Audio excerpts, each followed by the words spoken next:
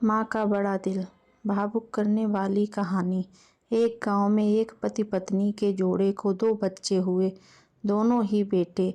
माँ बाप ने इन दोनों बच्चों को खूब प्यार से पाला पोसा, पढ़ाया लिखाया, बड़ा किया और इस काबिल बनाया कि यह अच्छी नौकरी कर सकें, समाज में अच्छा जीवन व्यतीत कर सकें।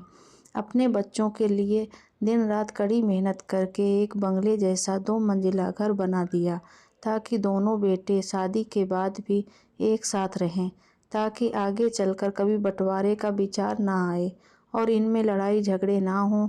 दोनों बेटों की अच्छी जॉब लग गई, दोनों की शादी हो गई। बड़ा बेटा जो घर के पहले माले पर रहता था, उसको एक बच्चा भी हुआ। पोते का मुंह देखकर दादा दादी बहुत खुश हुए। सब ठीक चल रहा था, लेकिन थोड़े ही दिनों बाद बूढ़े पति की मौत हो गई। जब तक पति जिंदा था, दोनों बेटे और बहू माँ का सम्मान किया करते थे। जैसे ही पति मर गया, दोनों बेटे और बहुएं हर दिन माँ की सेवा करना तो दूर, माँ को हर दिन खाना खिलाने के लिए भी राजी ना थे। दोनों बेटे और बहुओं ने मीटिंग की और तय किया कि माँ को खाना खिलाने की जिम्मेदारी बांट ली जाए, यानी कि 1 महीना बड़ा बेटा और 1 महीना छोटा बेटा माँ के खाने की जिम्मेदारी लेगा। जिन बेटों को बिना दिन रात देखे भूख ना होते हुए भी और मन चाहा खाना हमेशा खिलाने के लिए जो माँ तैयार रहती थी, अब उसी माँ को बेटों के यहाँ पर दिनों के हिसाब से खाना दिया जाता था। माँ का दिल बड़ा था। माँ को इस बात की खुशी थी कि वह जैसे भी हों अपने बेटों के साथ रह रही है, और इसी खुशी के कारण बेटों के द्वारा दी गई रूखी सूखी भी उसे किसी पकवान से कम नहीं लगती थी। लेकिन दुर्भाग्य की बात तब हो जाती जब किसी महीने में 31 दिन आ जाते और उस एक दिन माँ को भूखा ही रहना पड़ता।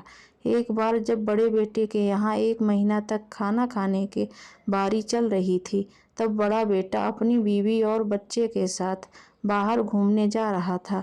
बड़े बहू ने कहा, माँ जी आज खाना नहीं बनाया है, हम बाहर जा रहे हैं, वहीं खाएंगे, आप अपने लिए कुछ पका लेना और खा लेना।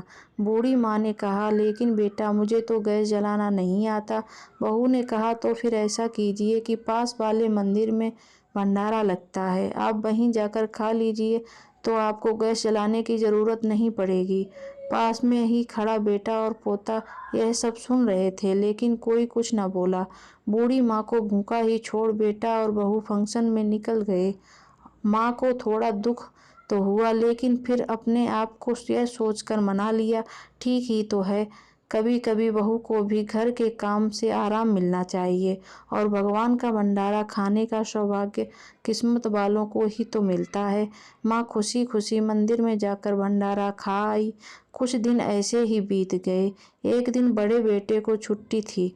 बेटा और बहू और उनका बच्चा अपने घर में साथ में समय बिता रहे थे।